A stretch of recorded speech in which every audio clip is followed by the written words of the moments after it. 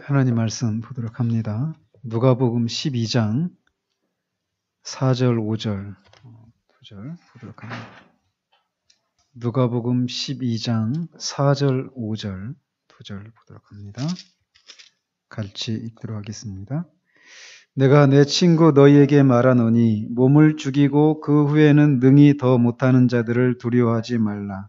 마땅히 두려워할 자를 내가 너희에게 보이리니 곧 죽인 후에 또한 지옥에 던져 넣는 권세 있는 그를 두려워하라. 내가 참으로 너희에게 이르노니 그를 두려워하라. 아멘. 지난주에는 우리가 성찬에 대해서 살폈습니다.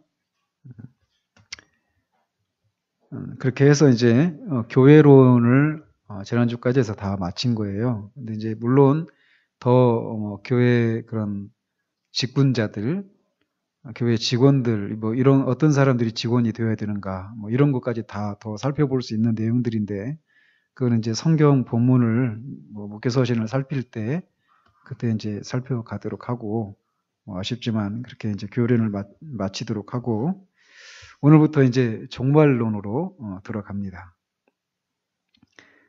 종말론, 에스카탈로지라고 하는데, 이게 이제 마지막 일들에 관한 교리다, 이렇게 말을 할 수 있어요. 그래서 아까도 우리가 점심시간에 잠깐 이렇게 나눴지만, 이 종말에 관한 이 교리는 굉장히 중요한 그런 교리이죠. 그리고 믿지 않는 그런 사람들조차도 이 종말에 대해서는 많은 그런 관심을 가지고 있습니다. 그래서 세계 역사를 이렇게 보면 이 세계가 좀 혼란스럽고 어떤 어려움에 빠지게 될 때마다 이 종말에 대한 이런 종말 사상, 성경적인 종말 사상은 아니지만 이런 종말에 대한 그런 관심들이 사람들 가운데서 많이 이렇게 일어났었던 것을 이렇게 보게 됩니다. 전쟁을 앞두고 있다든지 전쟁 중이라든지 뭐 이런 때 말이에요. 그래서 그런 교리인데, 특별히 이제 종말이 개인적인 종말도 있고 또 이 세상의 종말, 이런 두 가지 측면이 있단 말이죠. 그래서 개인적인 종말은 죽음입니다. 우리가 죽음으로 인해서 개인적인 종말을 맞게 되는데, 그래서 종말론에서 다루는 것이 바로 그런 거예요. 개인적인 종말인 죽음, 그것이 어떤 의미가 있고 그 이후에 어떤 일들이 일어나는가, 신자들에게는 또 불신자들에게는 어떤 일이 일어나는가, 이 세상의 종말은 또 어떻게 마지막이 있는 것인가, 또 마지막이 있다면 그 앞에 일어나는 일, 그것을 앞두고 일어나는 일들은 뭐고 그 이후에 그 세계는 또 어떤 세계가 기다리고 있는가, 이런 내용들을 다루는 것이 종말론입니다. 그래서 성경은 이 개인의 그런 죽음의 문제도 다루고 있습니다. 사람들이 죽음의 문제를, 신자들도 죽음의 문제를 잘 직면하지 않으려고 하거든요. 그죠? 그러니까 뭐 어제도 그 친구 아버님이 돌아가셨다고 이렇게 문자가 왔는데, 누구나 다 죽게 돼 있단 말이에요. 누구나 다 죽게 돼 있는데, 죽음을 우리가 직면하기 전까지는 다 죽는다라는 것을 인정하면서도 막상 죽게 되었을 때 우리는 그 죽음이 너무나 갑작스럽게, 너무나 우리에게 빨리 예기치 않은 때에 예기치 않은 방법으로 우리에게 찾아왔다라고 하면서 그 죽음의 문제 앞에서 우리가 흔들리는 이런 모습들을 많이들 보입니다. 이렇게 말하고 있는 저 자신도 막상 죽음 앞에 제가 서게 되었을 때 어떤 모습일까, 이런 두려움들도 있습니다. 사실 왜? 실제 그건 한 번도 경험해보지 않은 것이니까 말이죠. 어쨌든 우리는 좋든 싫든 이 죽음이라고 하는 문제에 직면해야 하는데, 성경은 이 죽음의 문제를 회피하지는 않습니다. 죽음의 문제를 직면하죠. 그래서 성경은 인생이 태어나면서부터 자라고 시집가고 장가가고 또 아이를 낳고 그 아이를 어떻게 키우고 또 부모 자녀 간에 어떻게 또 살아야 되는지 이런 것들을 다룰 뿐만 아니라 인생의 그 마지막인 이 죽음에 이르는 이 문제들까지도 다 다루고 있다라고 할 수 있습니다. 그래서 인간의 삶에 속한 것 중에 성경이 다루지 않고 있는 것은 아무것도 없습니다. 그렇기 때문에 성경을 통해서만 우리 인생의 뿌리가 어디이고 인생이 어디를 향해서 가고 있는가, 내가 누구인가, 그렇기 때문에 나는 어떻게 살아야 되는가, 나는 어디를 향해 가고 있는가, 이런 문제들을 성경만 답을 해주고 있는 것이죠. 그래서 이제 종말론에서 다루고 있는 내용들은 이제 다음과 같은 것들입니다. 되면 죽음이란 무엇인가? 참 이런 질문을 인류가 태어나면서부터 계속 던져왔던 질문이에요. 그죠? 타락한 이후에 아벨이 가인에게서 죽게 되는 처음 그 인간이 죽게 되는 그 사건인데 그 가인이 아벨을 죽이는 그래서 처음 인류 최초의 그 죽은 사람이 아벨인데 그 이후에 태어나는 모든 사람들이 다 죽였어요. 아벨을 죽였던 가인도 죽었고 다 죽었단 말이죠. 아무도 죽음을 피해갈 수 있었던 사람이 없습니다. 단 2명이 있었죠. 노아와 에녹과 엘리야. 그죠? 웃으시면 수준이 아주 높은 거예요. 노아라고 했을 때 웃으신 분들은 아주 수준이 높은 분들입니다. 자,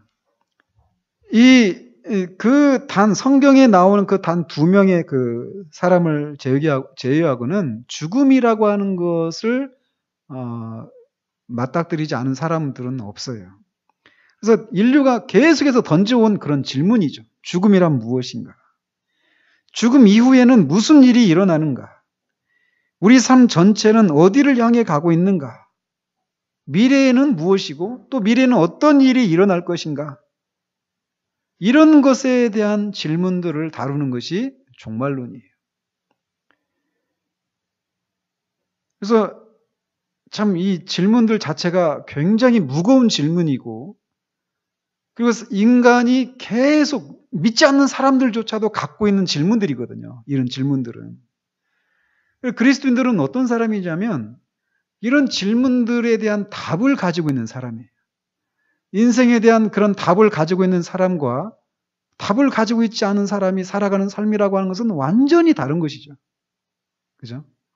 그래서 그리스도인은 이런 면에서도 완전히 구별된 그런 모습으로 살아야 될 그런 사람들입니다. 아무튼 이런 질문들에 대해서 이제 우리는 2가지 방법으로 살펴볼 것인데 아까 말씀드린 것처럼 하나는 개인적인 미래와 또 다른 방법은 이 세상 전체가 어떻게 될 것인가, 이 2가지 측면으로 개인적인 측면과 이 세상 전체가 어떻게 될 것인가, 이런 2가지 측면에서 이 질문들을 살펴보려고 합니다. 그래서 이런 이 종말론에 관한 이런 가르침들, 이거는 그냥 우리가 만들어낸 이론이 아니란 말이죠. 이건 실제예요. 우리가 실제로 그렇게 될 것이고 또 그렇게 되어질 것들인데 우리 그리스도인들은 이런 것들에 대해서 이렇게 준비되고 또 이런 것들에 대해서 알고 있어야 될 그런 사람들이라고 하는 것을 우리가 명심하면서 이 종말론에 임해야 될 것이에요. 근데 이제 루이 존스는 그 책 속에서 루이 존스 목사님이 설교가 인터넷에 다 올라와 있어요. 그 설교가. 근데 이 부분 보니까 34분 걸렸더라고요. 근데 우리말로 하면 2배가 걸려요. 35분이 안 넘어가요. 34분 몇 초 이렇게 걸렸는데 이걸 우리말로 풀자니까 이렇게 길어지더라고요. 2배까지는 제가 안 걸릴 거예요. 오늘은. 근데 아무튼 거기에서 루이 존스가 이제 그 종말론에서 이 종말론이 이 강의를 한 것이 제 기억으로 1950년대에 이 강의를 한 것으로 알고 있습니다. 이 교리를. 이제 이 교리 강좌를 그때 한 것으로 알고 있는데, 그러니까 20세기 중반이죠. 그죠? 1950년대니까. 근데 그 당시에 영국의 상황을 얘기를 하고 있는 거예요. 그러면서 얘기하기를 19세기 말, 그러니까 1800년대 후반 이때와 20세기 초반까지, 그러니까 1900년도 초반까지는 종말론에 거의 관심이 없었다라는 것이에요. 영국 사회뿐만 아니라 대부분 유럽은 거의 하나가 이렇게 가까이 다 붙어 있어서 거의 어떤 사상이나 이런 것들이 같이 이렇게 움직여 갔단 말이죠. 근데 그러니까 그 당시에 그 세계 속에서는 그 종말론에 대해서 관심이 거의 없었다라는 것이에요. 그래서 당시 대부분의 그리스도인의 관심은 이 땅에서의 삶 속에서 어떻게 하나님 나라가 실현될 것인가, 이 부분에 많은 관심을 가지고 있었다라는 것이에요. 그래서 그리스도인들도 하나님 나라가 임하는 것, 즉 이 세상의 사회적인 상황을 개선시키는 일에 대해서 이야기를 하느라고 대부분의 시간을 보냈었다라는 것이에요. 그렇게 된 그런 시대적인 배경이 있는데 그 가장 중요한 이유는 과학 지식의 진보와 그 지식을 기반으로 한 잘못된 추론 때문에. 그 어떤 걸까요?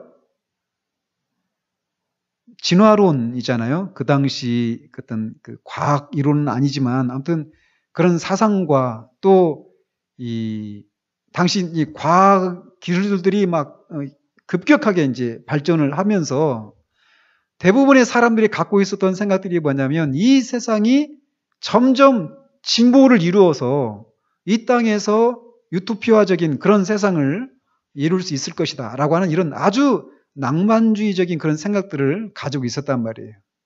그러니까 그런 시대 풍조 속에서 교회도 이 세상에서 하나님 나라가 더 확정되고 진보를 이루고 하나님 나라가 임하는 것에 많은 관심을 가졌단 말이죠.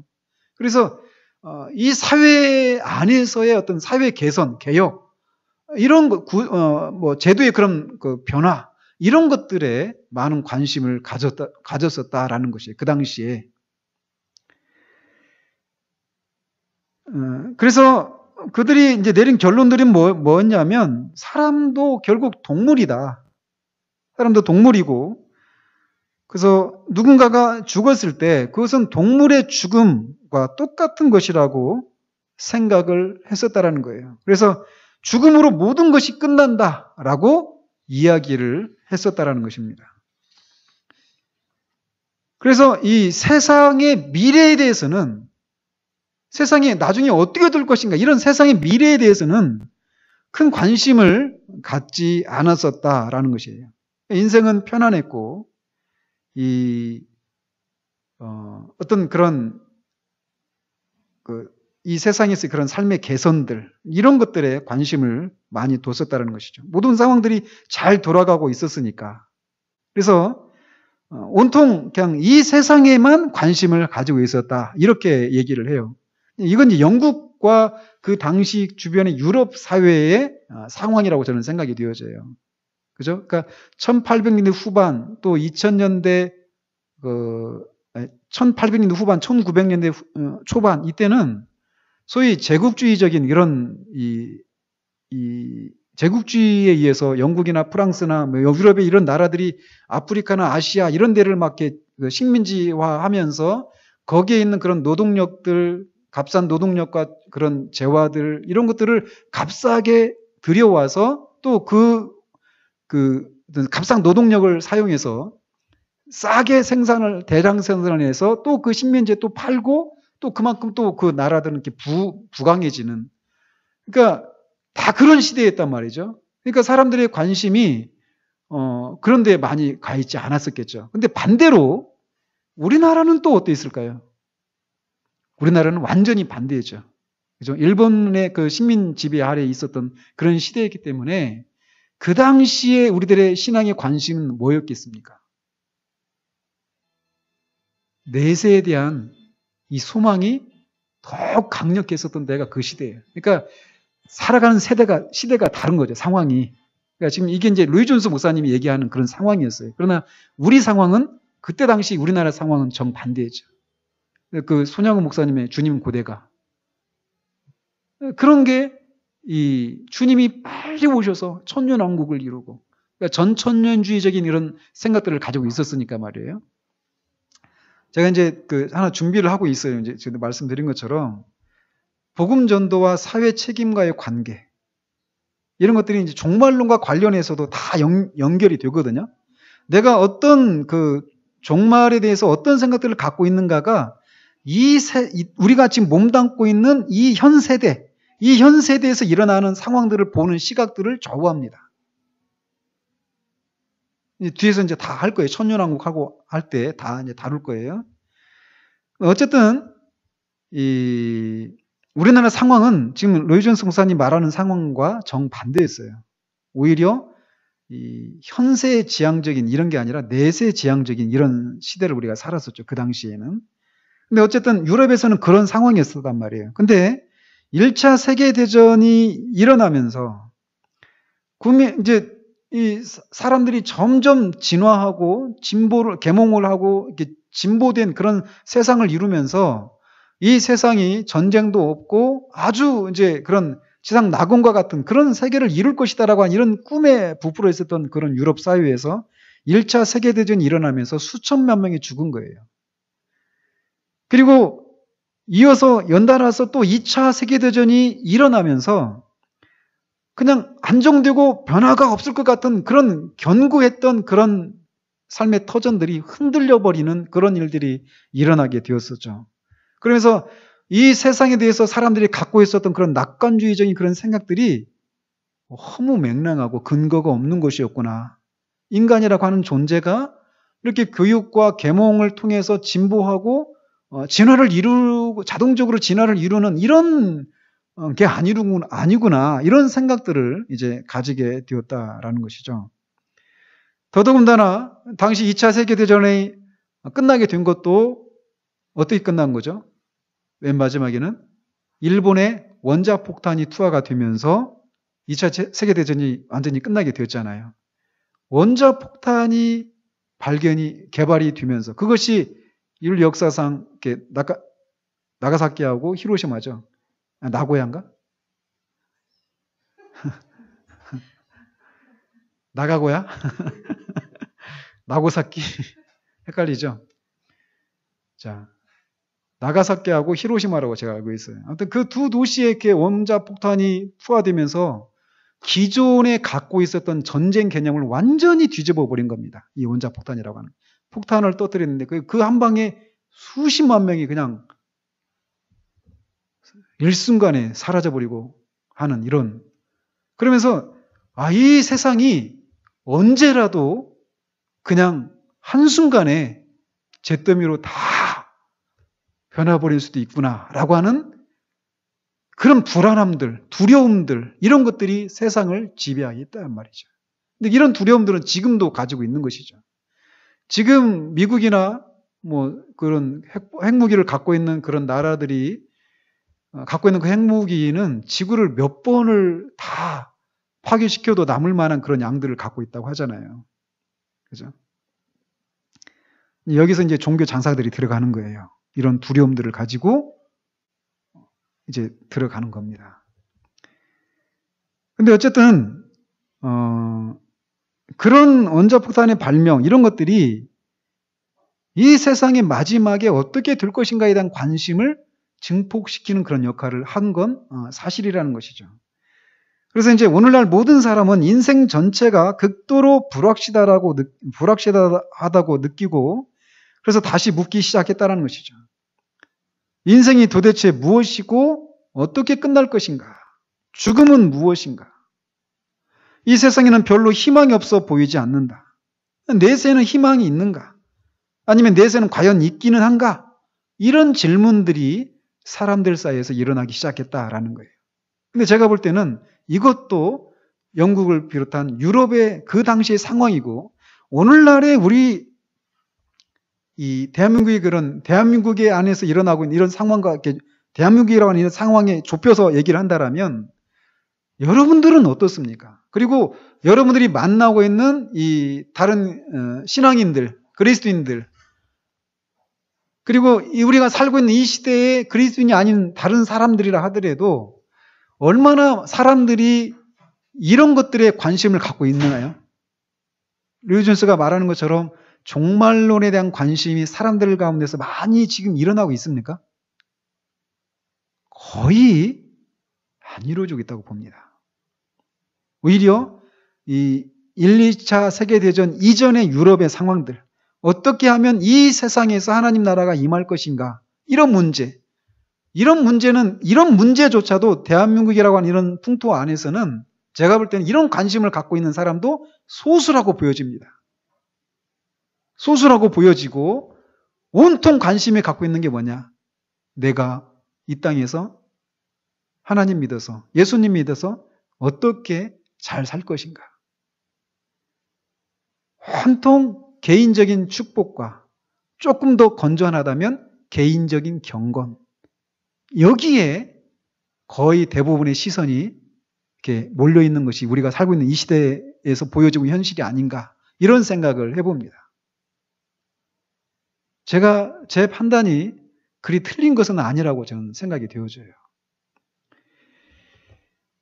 그래서 어쨌든 우리가 그런 시대를 살아가고 있지만 우리들은 성경에서 말하고 있는 이 마지막에 되어질 일들, 이게 어떤 세상 전체의 종말이라는 이런 생각뿐만 아니라 개인적으로도 우리가 언제 이런 개인적인 종말이 우리에게 찾아올지 모르니까 이런 문제에 대해서도 우리는 준비되어져 있는 그런 삶을 살아야 된단 말이죠. 이런 면에서 우리가 이런 준비를 이제 할 필요가 있어요. 이런 필요들이. 그래서 이제 먼저는 개인적인 관점의 종말론을 먼저 살펴보기로 합니다. 대체적으로 사람들은 죽음이라고 하는 문제에 직면하는 것을 꺼려 합니다. 왠지 기분 나빠하죠. 불안해하고. 그런데 그리스도인들조차도 이 죽음이라고 하는 문제를 피하는 경향이 있다는 것이에요. 그래서 이런 문제에 대해서는 우리가 한 번쯤 생각해 봐야 될 그런 문제가 아닌가, 이런 생각들을 우리가 가지게 된단 말이죠. 그래서 성경은 죽음에 대해서 무엇을 말해주는가라는 겁니다. 첫 번째, 성경에서 말하고 있는 죽음에 관한 것이 무엇이냐면, 죽음은 단순한 존재의 단절이 아니다, 죽으면 끝이다, 이게 아니라는 것이에요. 성경에서 말하고 있는 첫 번째가.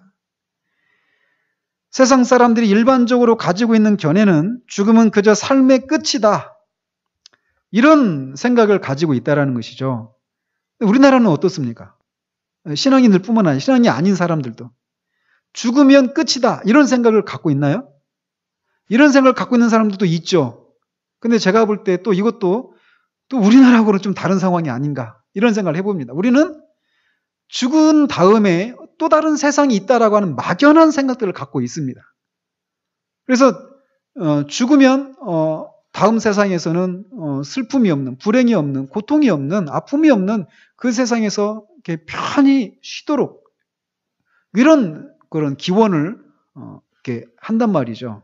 이런 것들을, 이런 얘기를 하는 것이 전체적으로 허무맹랑한 얘기다, 이런 생각보다는 그냥 그것이 다 받아들여지고 있는 현실이 우리나라의 그런 현실이 아닌가, 이런 생각을 해요. 그렇죠? 이렇게 볼 때 사람들이 죽으면 끝이다, 이런 생각을 갖고 있는 사람이 전혀 없는 건 아니지만 우리나라 상황에서 이런 생각을 갖고 있는 사람이 오히려 소수가 아닌가, 이런 생각을 하게 되는 것이죠.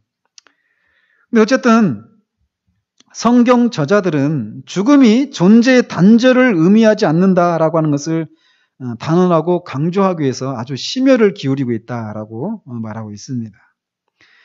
그래서 성경에 따르면 죽음은 그저 영혼과 육체의 분리일 뿐이다, 이렇게 얘기를 하죠. 이 세상에서는 영혼과 육체가 밀접하게 연관되어 하나입니다. 이 세상에서는. 그래서 우리 영혼이 보이지 않지만 우리 안에 영혼이 있어서 우리 육체 안에서 영혼이 육체를 통해서 기능을 하죠. 그죠? 어떤 사람은 삼분설자 입장에서는 영혼이 혼이 육체를 이렇게 통제한다, 이렇게 얘기를 하죠. 어쨌든 뭐 이분설이든 삼분설이든 아무튼 이런 생각들을 이런 말들을 성경에서 말하고 있죠. 그래서 우리가 죽을 때 우리 영혼이 육체를 떠나게 될 것이에요. 그리고 우리 육체는 여전히 이 세상에 남아 있을 것이고 육체를 떠난 우리 영혼은 계속 존재한다라고 하는 것이 성경에서 말하고 있는 것입니다. 죽으면 끝이 아니다. 존재의 단절을 말하는 것이 아니다라고 먼저 말하고 있다는 것이에요. 그래서 이에 대한 근거 구절이 오늘 읽었던 누가복음 12장 4절 5절입니다. 내가 내 친구 너희에게 말하노니 몸을 죽이고 그 후에는 능히 더 못하는 자들을 두려워하지 말라. 마땅히 두려워할 자를 내가 너희에게 보이리니 곧 죽인 후에 또한 지옥에 던져 넣는 권세 있는 그를 두려워하라. 이것에 대한 병행 구절이 마태복음 10장 28절입니다. 몸과 영혼을 능히 지옥에 멸하실 수 있는 이라고 하나님을 그렇게 말하고 그런 분을 두려워하라라고 얘기하고 있습니다. 또 누가복음 16장에 나오는 부자와 나사로의 그 이야기, 여기도 보면은 사람이 죽으면 몸과 영혼이 분리되어서 서로 다른 영역에 있게 된다라고 하는 것을 말씀하고 있습니다. 이 성경에서 말하는 죽음에 대한 것이 이렇게 영혼과 육체의 분리이지 죽음으로써 존재가 단절되는 것, 끝나는 것은 아니다라고 말하고 있다라는 것이에요. 이어서 이제 던지는 질문이 그러면 왜 우리는 죽는가? 죽음이라고 하는 것이 왜 이 세상에 존재하게 되었는가? 이런 것을 인간이 계속 죽으니까 자기 주변에서 생각하는 인간들은 이것에 대해서 생각하기 시작하는 거죠. 왜 죽는가?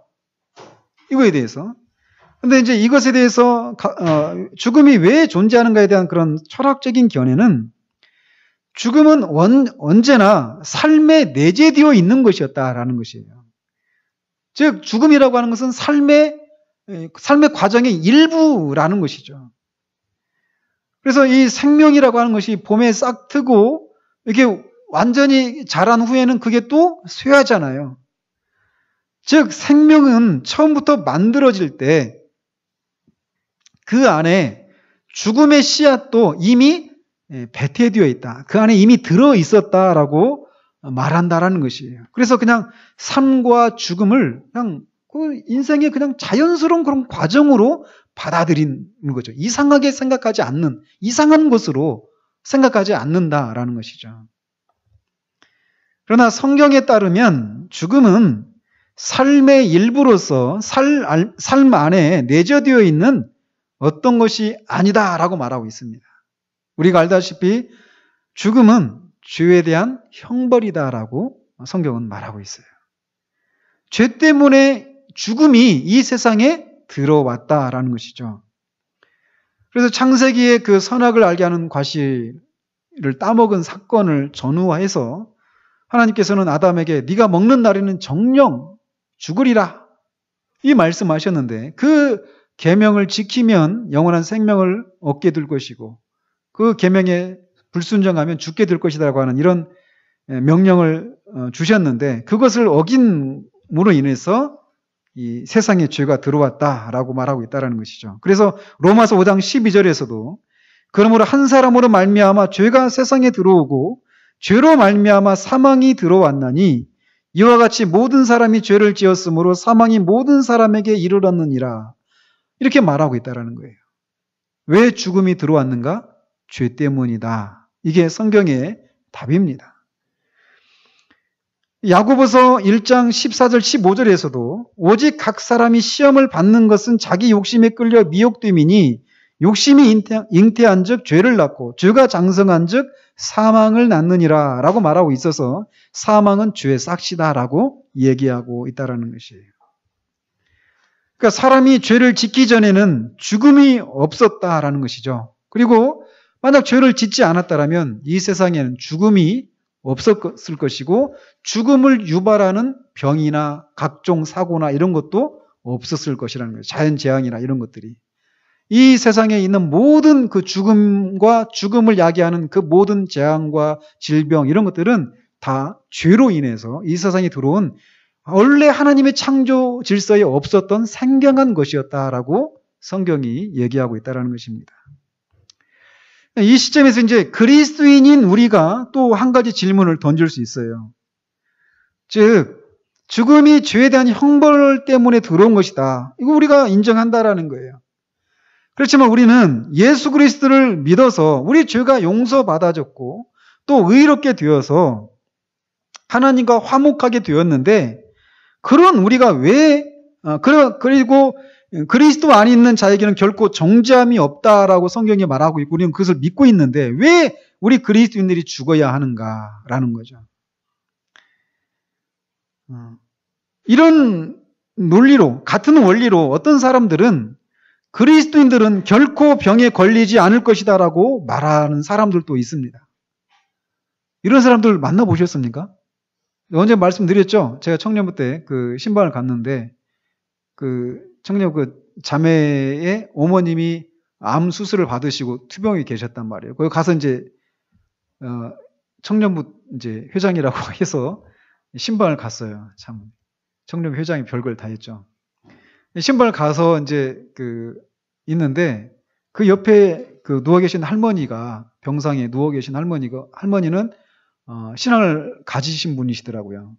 근데 그 자매 어머니는 신앙이 없는 분이셨어요. 그래서 우리가 가가지고 이제 복음을 전한다고 막 이렇게 하는데 할머니도 옆에서 이제 거들어 주시려고 말씀을 하신 거예요. 언제 한번 말씀드렸죠? 예수님 믿어. 예수님 믿으면 안 아파. 당신도 지금 아파가지고 병원에 계시면서 예수님 믿으면 안 아프다라는 거예요. 그러니까 그분 생각엔 아프긴 아파도 당신처럼 이렇게 암에 걸리거나 이러지는 않는다. 이런 생각으로 말씀하셨던 것 같아요.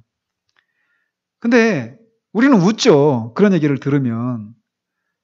근데 이런 생각을 가진 사람들이 많습니다. 의외로. 그리고 이런 것들이 어디까지 이어지느냐면 왜 그 사람들이 그리스도인들은 병에 걸리지 않는다, 죽음을 유발하는 병에 걸리지 않는다라고 말을 하느냐면 그리스도께서 십자가에서 죽으심으로 인해서 죄와 그 죄로 인한 모든 결과가 해결되었기 때문이다라고 말하고 있기 때문인 것이에요. 그래서 이사야서가 말한 거 있잖아요. 우리의 연약한 것을 친히 담당하시고 병을 짊어지셨도다. 네? 그 말씀의 근거에서 그리스도인은 결코 병에 걸리지 않는다라고 주장을 하고 있다는 거예요. 그러니까 그들의 주장이 우리에게 볼 때는 허무맹랑하고 황당한 것처럼 보일지 모르지만 이런 성경의 근거를 제시하면서 그리스도인들은 죽음을 유발하는 병에 걸리지 않는다라고 얘기한다는 거예요. 그리고 더 나아가서 어때요? 그리스도인들은 병에 걸리지 않을 뿐만 아니라 범사에 잘 되는 이런 사람들이라고 얘기하는 것이죠. 그래서 이런 가르침들이 통하니까 한국 사회에서 번영신학이 아주 왕성하게 뿌리를 내리고 있는 것이죠. 이런 것이 이 사이비 종교들 뿐만 아니라 오늘날 인기 있는 신유 운동의 기초를 이루고 있습니다.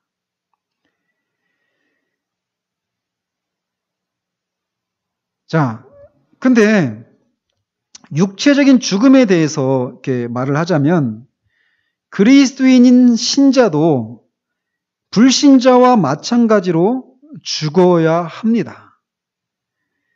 그래서 우리는 몸의 구속을 기다리는 사람들이에요.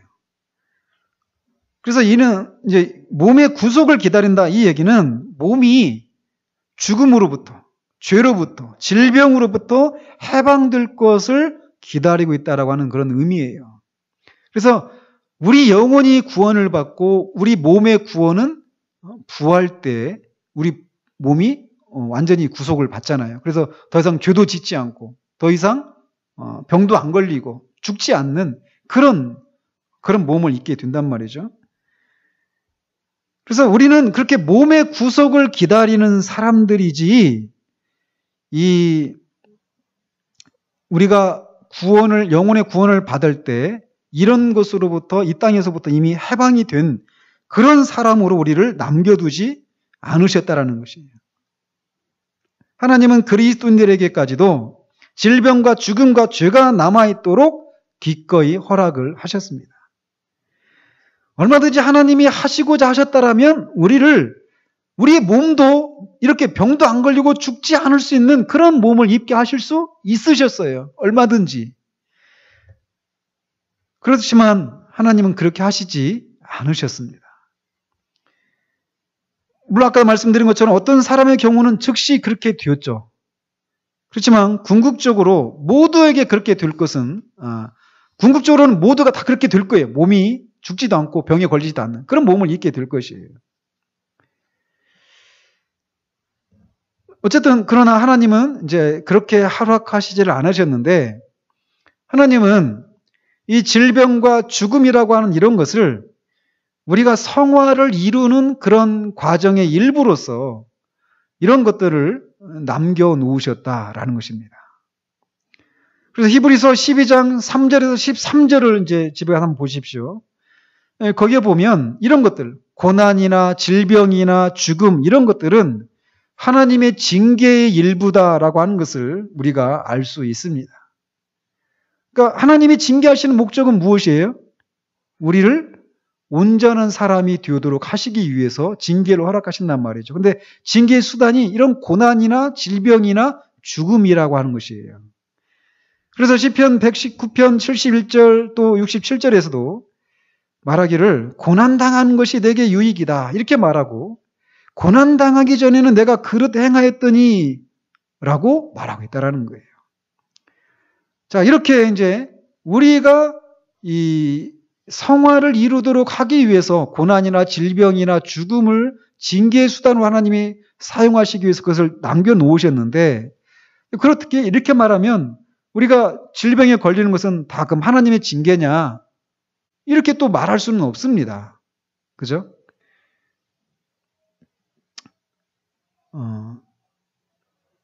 또한 죽음도 질병과 마찬가지로 하나님이 우리를 성화시키기 위해서 사용하시는 수단 중에 하나다라고 하는 것에 우리는 의문의 여지가 없습니다. 그래서 이 실제로 보시면 죽음이라고 하는 것이 죽음에 대한 이 두려움이 종종 그리스도인들에게 축복이 되는 경우들이 있어요. 저 같은 경우도 죽음의 문제를 직면하면서 이렇게 여기까지 오게 되었거든요. 내가 죽으면 천국 갈 수 있는가? 이런 아주 단초적인 그런 질문을 던지면서 여기까지 오게 된 거거든요. 많은 사람들이 옆에 가까운 사람이 죽는 것을 통해서 하나님과의 관계를 회복하는 그런 계기가 되어졌던 경우들이 많습니다. 신자들의 삶 가운데서 보시면. 그리고 또 어떤 사람들이 그냥 이 세상에서의 성공에 도취되어서 이 세상에서 그냥 잘 먹고 잘 살고 자녀들이 잘 되고 막 그렇게 안락하고 행복한 삶을 살아가는 것에만 도취되어 있다가 어느 날 갑자기 사업이 망한다든지 몸이 심한 질병에 걸린다든지 아니면 죽을 병에 걸렸다든지 이런 것을 통해서 우리 인생을 진지하게 돌아보면서 사는 게 뭔가 죽음이란 무엇인가 이런 문제에 직면하면서 인간의 가장 근본적인 문제인 하나님과의 관계를 회복하는 그런 도구로 죽음이라고 하는 것이 사용되어지는 경우들을 우리가 본단 말이죠. 이렇게 하나님은 이 가나안 땅을 차지했던 이스라엘 백성들에게 이 가나안 족속들을 다 멸하지 않으시고 그들을 징계하시고 그들을 더 하나님께만 순종하도록 하나님만 의지하도록 가나안 백성들을 남겨놓으셨던 것처럼 질병이나 고난이나 죽음이라고 하는 것을 우리의 성화를 위해서 남겨놓으셨다라고 하는 것이 성경적인 그런 견해입니다. 그러나 비록 우리가 이렇게 그리스도인들도 여전히 이렇게 죽을 수밖에 없지만 죽음에 대한 우리 그리스도인들의 견해는 불신자들의 그들의 그런 견해들과는 전적으로 달라야 합니다. 죽을 수밖에 없지만 죽음에 대한 우리의 견해는 불신자들과는 또 다른 그런 견해를 가져야 한다라는 것이에요. 왜냐하면 고린도전서 15장 55절에서 사망아 너의 승리가 어디 있느냐? 사망아, 네가 쏘는 것이 어디 있느냐라고 말하고 있는 것을 우리는 알 수 있어요. 결국 우리에게는 부활의 소망이 있는 것이죠. 그리고 또 여기서 사도가 계속 이어서 말하기를 사망이 쏘는 것은 죄요 죄의 권능은 율법이라. 우리 주 예수 그리스도로 말미암아 우리에게 승리를 주시는 하나님께 감사하노니 이렇게 말하고 있다는 거예요.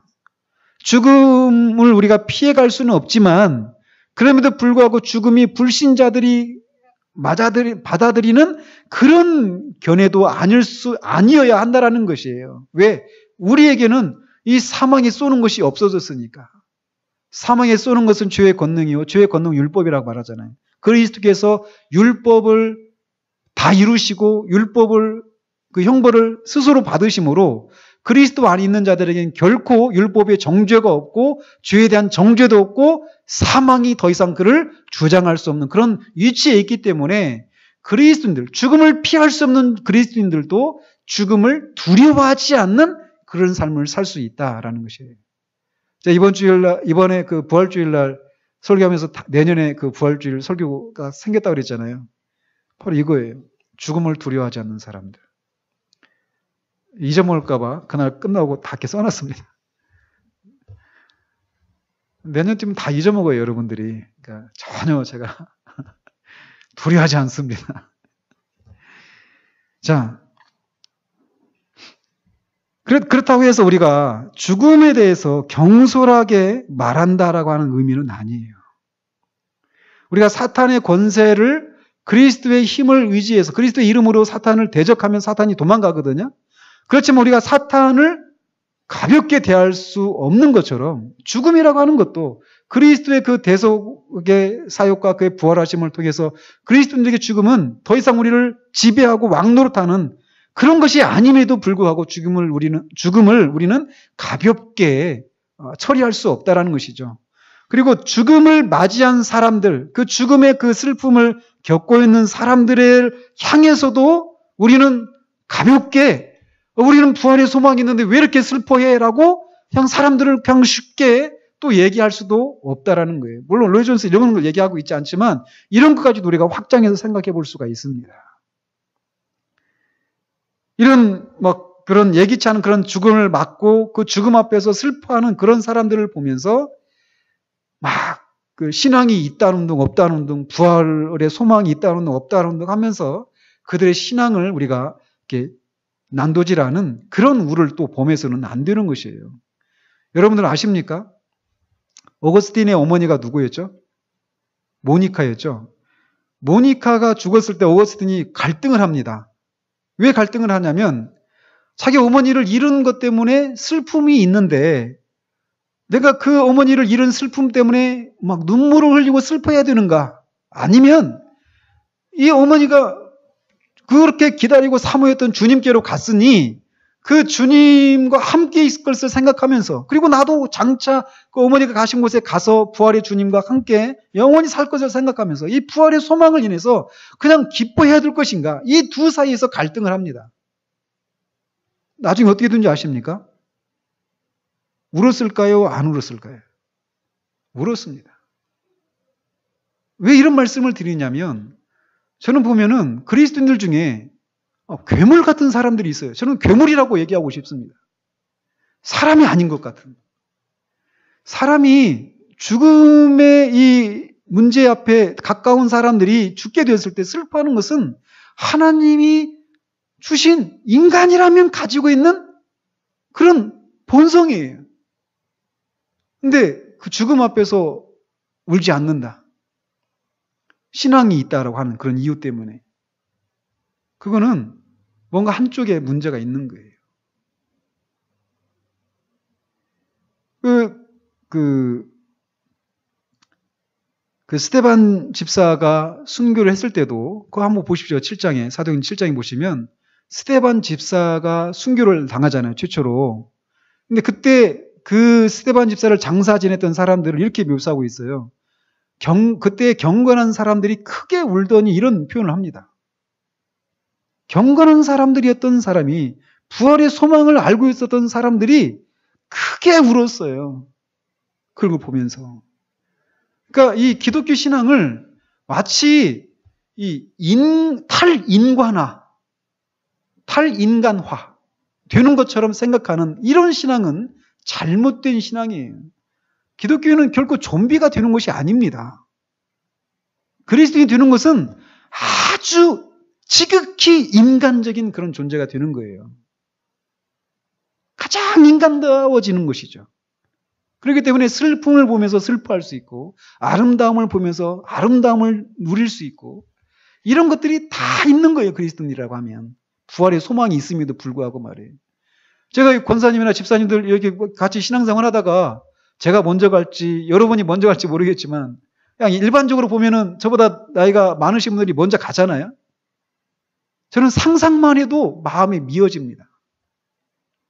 이렇게 같이 있다가 분명히 천국에 가실 건데 그 가신 분들을 생각만 해도 저는 마음이 미어져요. 내가 그 슬픔을 감당할 수 있을까? 가끔씩 상상하거든요. 근데 상상만 해도 마음이 미어진단 말이에요. 죽음은 우리가 결코 가볍게 다룰 수 있는 그런 성질의 것이 아니에요. 오늘날 기독교 신앙이 너무 피상적이고 너무 기계적이고 도식적이고 탈인간화를 꾀하는 것 같은, 마치 그래서 마오쩌둥이 말했던 것처럼 종교는 인민의 아편이다라고 말하는 것이 그런 것들의 연장이죠. 십자가는 십자가예요. 언제나 고난은 고난입니다. 아픈 거예요. 힘들고 벗어나고 싶은 것이고. 근데 그것으로 끝나는 게 아니라 그거를 뛰어넘는 그 무엇이 있는 것이죠. 그게 신앙인 것이죠. 아픔을 느끼지 않는 것이 신앙이 아니라는 거예요. 이건 제가 좀 다른 데로 간 건데 다시 돌아오면, 자, 그리스도인들도 성화의 목적으로 하나님께서 죽음을 징계 수단으로 사용하시기 위해서 허락하셨다. 그렇지만 그래서 그리스도인들 죽을 수밖에 없다. 그러나 부활의 소망을 인해서 우리는 죽음에 대해서 또 다른 그런 견해를, 그런 입장을 갖고 살아가야 된다라는 것이에요. 또 이어지는 질문은 죽음 다음에 어떻게 되는가? 라고 하는 문제입니다. 즉 다른 말로 하면 불멸성에 대한 그런 문제예요. 먼저 얘기를 하면 이 불멸성, 영혼이 불멸하는가, 영혼이 멸하지 않는가, 이 문제에 대해서 많은 논쟁이 있었어요. 여러분 이렇게 생각하실지도 몰라요. 아니, 당연히 영혼이 불멸하지 무슨 이거 가지고 논쟁을 하냐? 논쟁을 하고 있습니다. 논쟁을 하고 있어요. 그러니까 존 스타트도 영혼 불멸설을 주장하지 않습니다. 영혼 멸절설을 얘기합니다. 영혼이 멸절한다라는 거예요. 사라진다라는 거예요. 멸절, 멸상 이런 얘기를 하죠. 그 부분에서는 저는 그 존 스타트의 그런 견해에 동의하지 않습니다. 근데 어쨌든 이런 논쟁이 있어요. 지금 복음주의 진영 안에서도 말이에요. 근데 먼저 말씀드릴 것은 성경은 인간의 영혼이 불멸한다라고 명백하게 진술하고 있지는 않다라는 것입니다. 그러나 비록 명백한 진술은 없다고 하더라도 성경을 우리가 편견 없이 읽는 사람은 누구나 성경이 인간의 영혼을 불멸의 존재로 간주하고 있다라고 하는 인상을 받게 된다라고 말씀드릴 수 있다라는 거예요. 그래서 이제 먼저 영혼의 불멸에 대해서 반대하는 그런 사람들의 논증을 먼저 살펴보면 디모데전서 6장 16절에 오직 그에게만 죽지 아니함이 있고 이렇게 말하고 있어요. 여기서 말하는 그에게만 말할 때 그는 누굴까요? 하나님입니다. 하나님. 그래서 거기에서는 디모데전서 6장 16절인데 그 구절에서는 명백하게 하나님만이 불멸하신다라고 말하고 있다라는 거예요. 그러니까 하나님은 불멸하시는 분이십니다. 그러나 이 말이 오직 하나님께만 해당된다고 해서 이 하나님이 불멸이라고 하는 이 선물을 사람들에게 주기로 결정하신 일이 없다라고 하는 의미는 아니다라는 거예요. 어느 누구도 자기가 본래부터 불멸의 존재라거나 불멸성을 획득할 수 있다고 주장할 수는 없을 것입니다.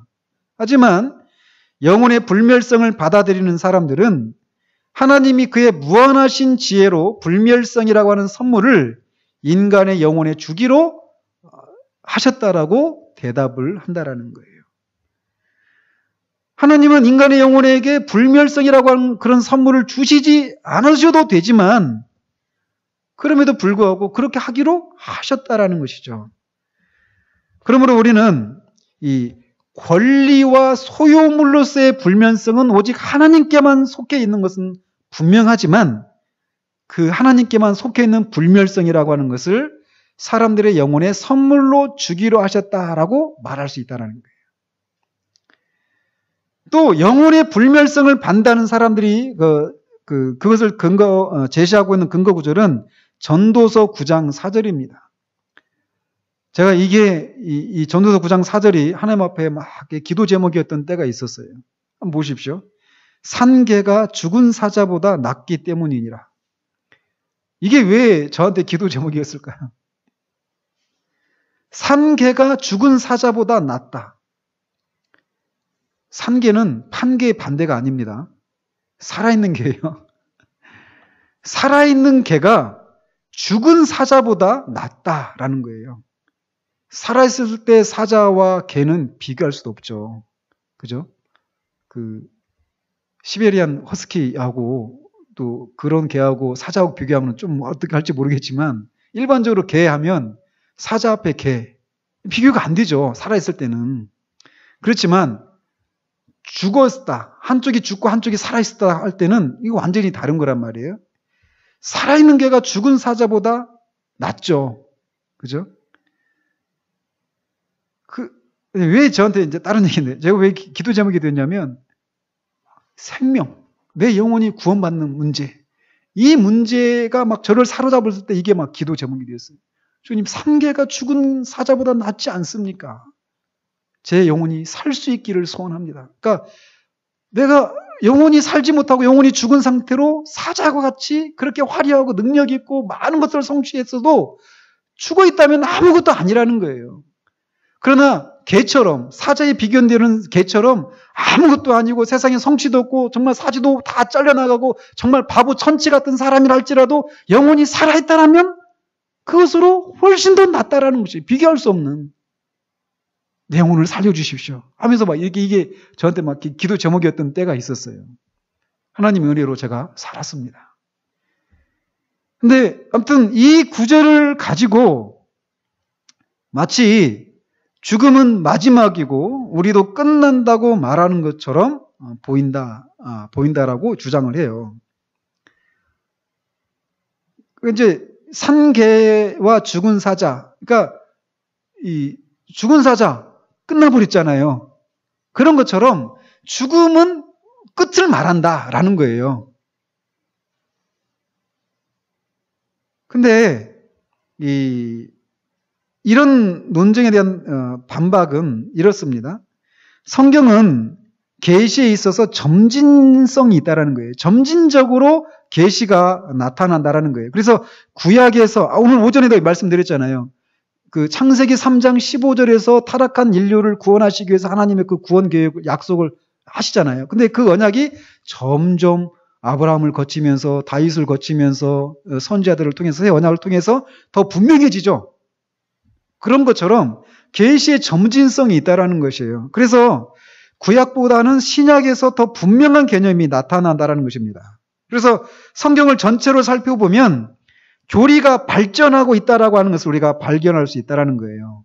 그래서 처음에는 어떤 암시만 주어지고 다음에는 그것이 좀 더 분명해지고 마지막에는 그것이 완전히 나타나죠. 구체적으로.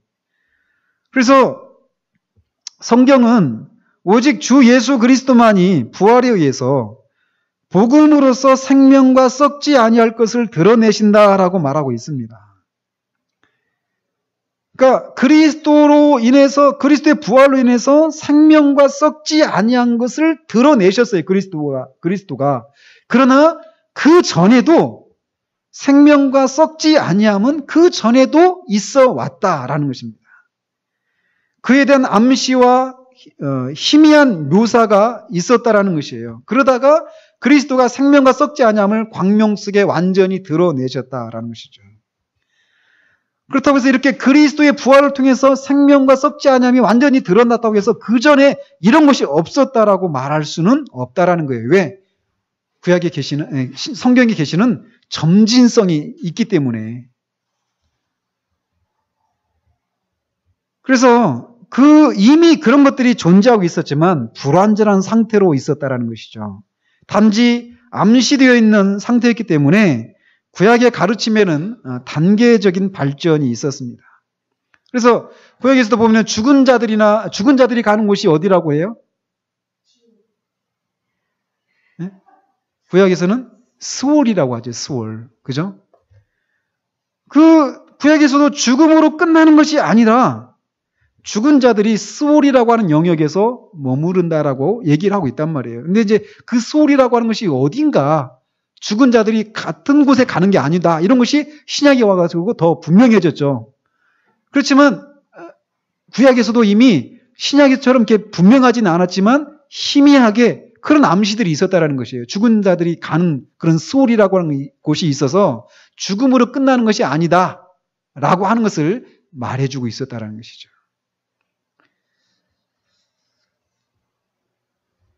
심지어는 구약의 몇몇 구절은 구체적으로 영혼의 불멸을 가르치기도 합니다.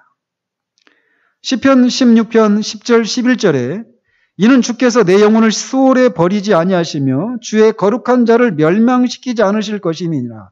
주께서 생명의 길을 내게 보이시리니 주의 앞에는 충만한 기쁨이 있고 주의 오른쪽에는 영원한 즐거움이 있나니. 그러니까 이게 이제 그 그리스도의 부활을 예언하는 그 시편이거든요. 근데 거기서도 주의 오른쪽에는 영원한 즐거움이 있다. 그 즐거움에 자기를 동참하게 하실 것이다. 영원이라고 하는 이런 그 안에 자기를 동참시키실 것이다라고 이렇게 얘기하고 있다라는 것이에요. 또 17편 15절에 보면 나는 의로운 중에 주의 얼굴을 배우리니 깰 때 주의 형상으로 만족하리이다. 그러니까 깰 때가 있다라는 것이죠. 그죠? 여기 이제 부활을 또 얘기하는 거예요. 그것도. 또 욥기 19장 26절에 보면 내가 알기에는 나의 대속자가 살아계시니 마침내 그가 땅 위에 서실 것이라. 내 가죽이 벗김을 당한 뒤에도 내가 육체 밖에서 하나님을 보리라. 이런 것도 영원히 그냥 사라지지 않는다라고 하는 것을 말해주고 있는 그런 근거 구절이 될 수 있는 것이죠. 또 시편 73편에서도 불멸생에 대한 믿음을 확언하고 있습니다. 거기서 시편 기자는 그의 소망은 오직 하나님께 있고 땅 위에는 하나님의 아무도 없고 주의 교훈으로 나를 인도하시고 후에는 영광으로 나를 영접하신다라고 얘기하고 있습니다. 이 땅의 삶 이후에 또 그 영광으로 이어지는 그런 삶이 있다라고 얘기하고 있단 말이죠. 이런 구절 외에도 구약 성경이 이제 로이 존슨은 아주 중요한 그런 근거라고 얘기하고 있는데 영혼의 불멸성을 말하는 중요한 근거 그 논리가 구약 성경이 죽은 자의 영혼과 접촉하지 말라고 경고한다는 사실이에요. 근데 이거를 그 소위 영매라고 하잖아요. 그죠? 지금도 영매들이 있죠. 영매가 뭔지 아십니까? 죽은 자의 영혼을 불러내는 그런 사람이에요. 뭐 배뱅이굿 이런 것도 우리나라 다 죽은 자를 불러오는 거죠. 초혼굿이라고 들으셨죠? 초혼굿. 영혼을 초청하는 굿이에요. 불러오는 굿이에요.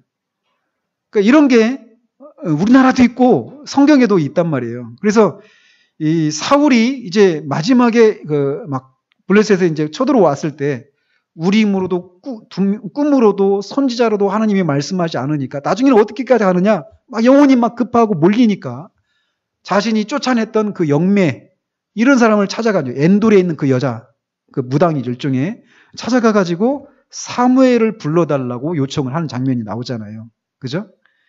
그러니까 구약 성경에서는 그 구절뿐만 아니라 그 신명기를 통해서도 얘기를 하고 있어요. 죽은 자의 영혼과 접촉하는 것과 강신술을 금지하는 많은 가르침이 있단 말이에요. 그러니까 귀신을 불러내는 그런 마술이에요, 강신술이. 지금도 그런 게 있잖아요. 그죠? 안 가보셨어요? 지금도 우리나라도 그런 게 있습니다. 근데 이렇게 금지하고 있는 것 자체가 영혼의 불멸성을 지지하고 있는 강력한 논증이 될 수 있다는 거예요. 끝나버렸다라면 이런 것이 있을 수 없다는 것이죠. 그게 진짜 아닌가를 떠나서 무슨 말씀인지 아시겠죠? 사람들의 영혼이 육체의 죽음 이후에 존속하지 않는다면 그런 금지를 할 필요가 없었을 것이라는 거예요. 그리고 오늘 우리가 읽었던 이 본문, 몸을 멸하고 영혼까지도 지옥의 영혼이 멸할 수 있는 분, 이런 얘기도 영혼의 불멸성을 증거하는 강력한 근거 구절이 될 수 있습니다.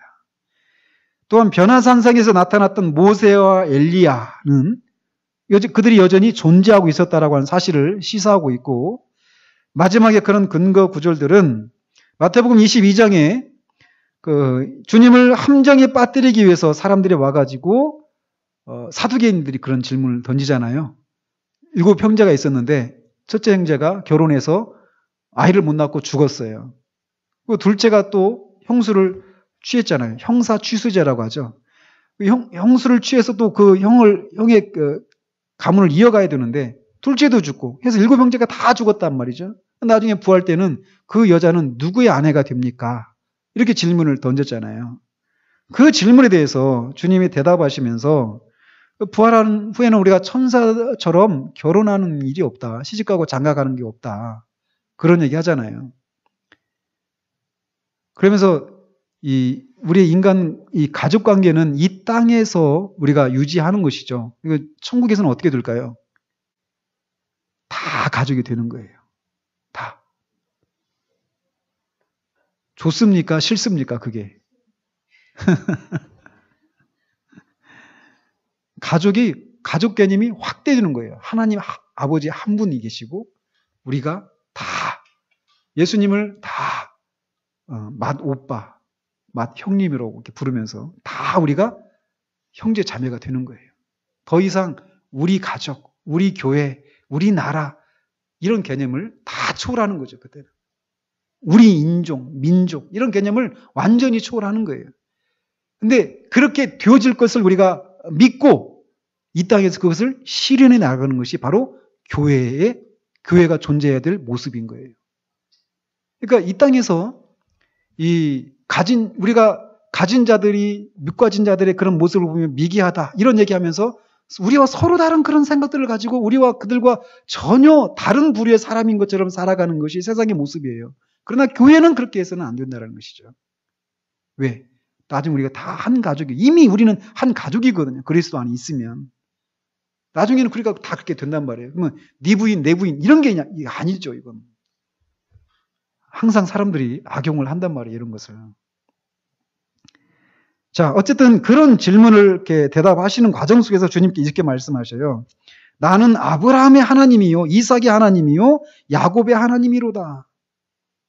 이렇게 말씀하셨을 때 아브라함도 죽었고 이삭도 죽었고 야곱도 죽었어요. 그러면서 이어서 말씀하시기를 하나님은 죽은 자의 하나님이 아니요 살아있는 자의 하나님이시니라 라고 대답을 하셨단 말이죠. 이런 대답 속에서도 아브라함도 야곱도 이삭도 살고 있다. 살아있는 하나님이다. 그들은 이 땅에서는 죽었고 벌써 2000년이 지났지만 예수님 당시에 말이에요. 그러나 여전히 살아있다. 그렇게 살아있는 사람이 하나님이시다라고 말씀하셨다는 거예요. 그러면 그 하나님이 지금은 안 살아계십니까?